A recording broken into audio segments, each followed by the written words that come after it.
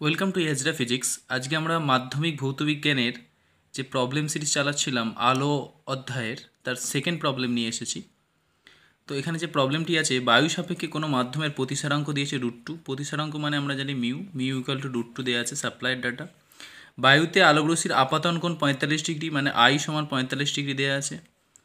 প্রতিসরণের ক্ষেত্রে চ্যুতি কোণ কত হবে বার করতে বলেছে। এবার চ্যুতি মানে কি জানি আমরা, দেখো একটা আলোক রশ্মি যদি এখান থেকে এই যে পড়ছে, এটা অভিলম্ব, এটাকে বলে আপাতন কোণ, আর এইটাকে বলে প্রতিসরণ কোণ। আর চ্যুতি মানে এটা মানে কতটা বাঁকলো, মানে যাওয়ার কথা ছিল এই সোজা কিন্তু যাচ্ছে এটা, তাহলে বাঁকলো কতটা, এতটা। এটা মানে কত হবে, I - R।